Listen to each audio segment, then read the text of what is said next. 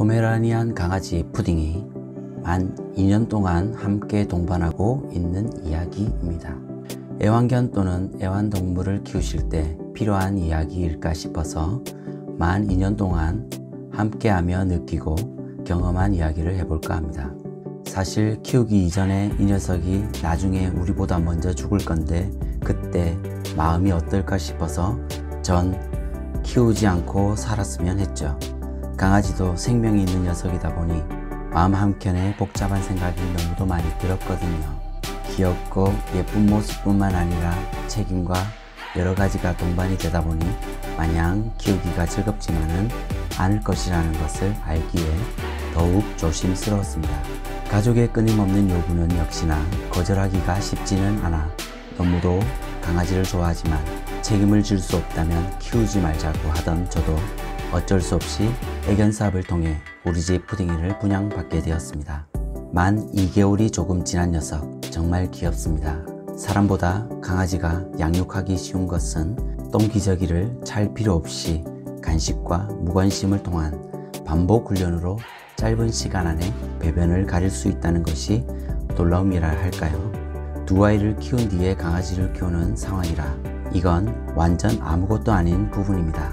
배변 훈련을 할 때 아무래도 처음이다 보니 유튜브에 강훈련사나 몇몇 분의 유튜브를 참고하여 꾸준히 훈련을 해주는 것과 여러가지 시행착오와 같은 과정들을 많이 반복을 하였습니다. 무엇보다 말을 못하니 그 부분이 가장 아쉬운 부분이었고요. 감정과 느낌 그리고 행동들을 유심히 보면서 강아지의 특성을 이해하려 노력을 많이 했죠. 사람이 아니니 그런 말 있죠. 먹을 때는 개도 안 건드린다. 유명한 명언.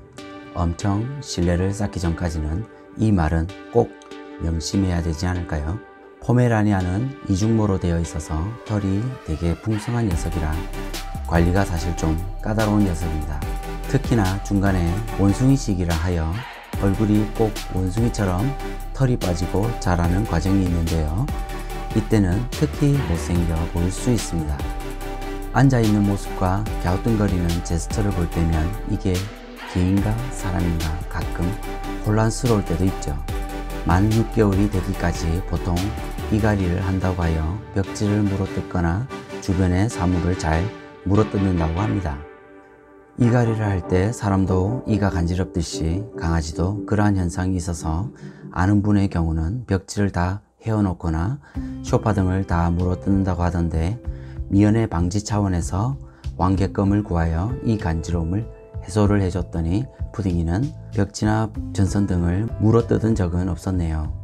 약 6개월 차 되니 슬슬 나타나는 증상이 하나 있었는데 그동안 배변을 잘 가리던 녀석이 마킹을 하기 시작한 겁니다.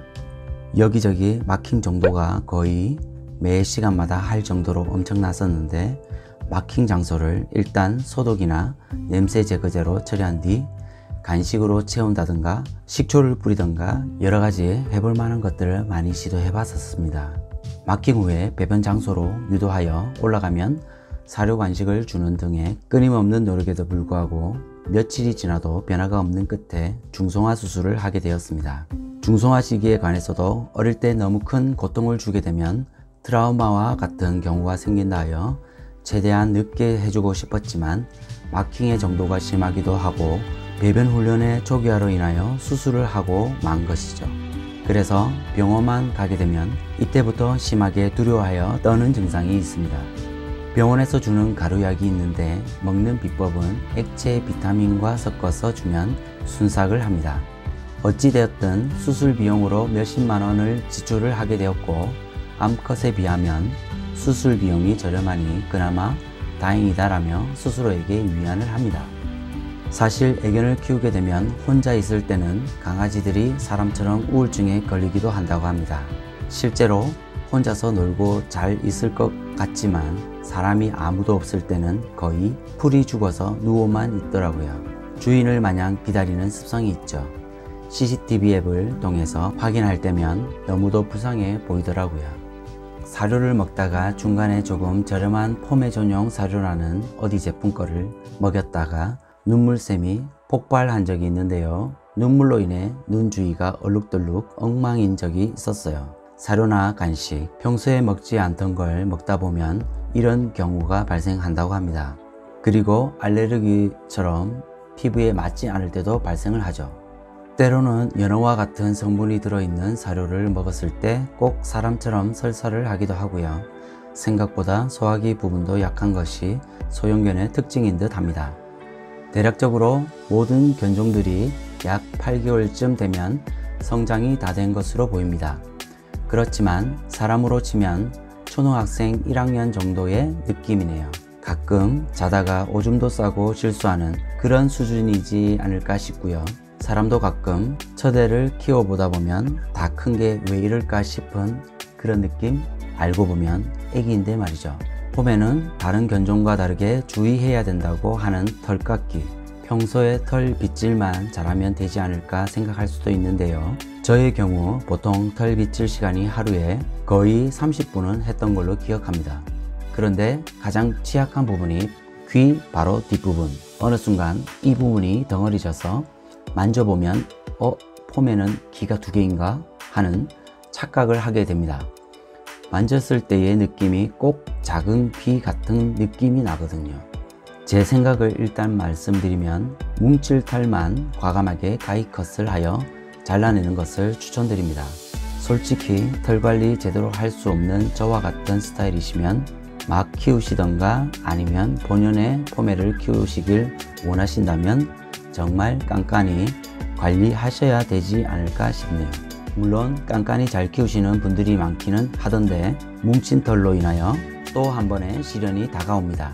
미용을 하자는 와이프의 권유가 시작되었죠. 털이 안 날 수도 있다는 영상들을 봤음에도 불구하고 와이프를 설득하지 못하였습니다. 미용 후 너무도 처량해 보이는 우리 푸딩이 풀이 많이 죽었습니다. 가장 눈에 띈 것은 이 녀석 눈가에 핏대가 서 있는 게 보였는데요. 싫어하는 걸 억지로 했을 때 눈이 충혈되었을 걸 생각하니 마음이 너무 아프더라고요. 단순히 털만 깎이는 미용이지 않았나 싶네요. 그래도 이때는 엉덩이 쪽에 털이 좀 있죠. 그런데 나중에는 이 털마저 다 빠져버렸는지 민둥산 엉덩이가 되었습니다. 1년 이상 동안 이 상태이다 보니 털이 더 이상 나지 않는 경우가 우리 푸딩이도 해당되는 것 같습니다. 신기한 것은 사막의 잡초가 듬성듬성 나듯 앞발 부분은 엘비스 프레슬리도 아닌 것이 털이 너무 지저분하게 나네요. 폼의 특유의 거만함은 없지만 옷을 자유롭게 입힐 수 있는 것과 빗질을 자주 안 해도 되는 것은 저와 같은 성향에서는 오히려 좋은 장점이 되어버린 것은 아닐까 싶기도 합니다.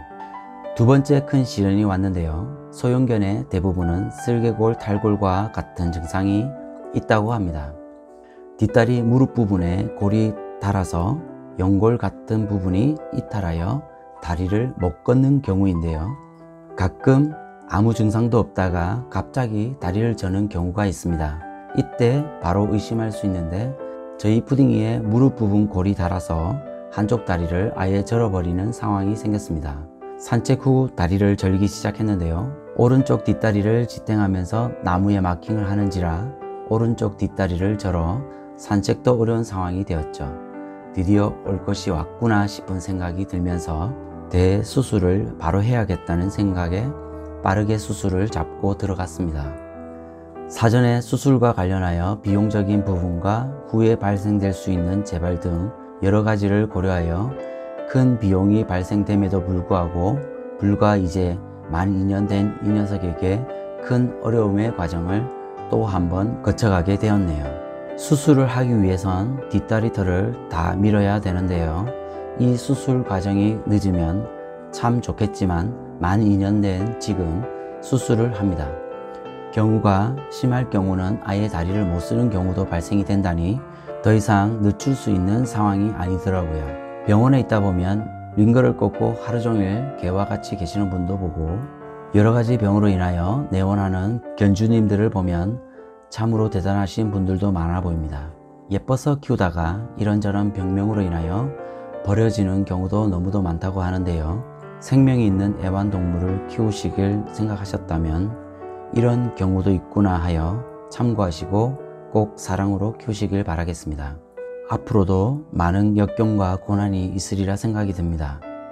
기관지 관련해서도 약한 것 같고 갈비뼈도 하나 없는 푸딩이지만 재밌는 시간, 즐거운 시간이 가득하기를 바랍니다.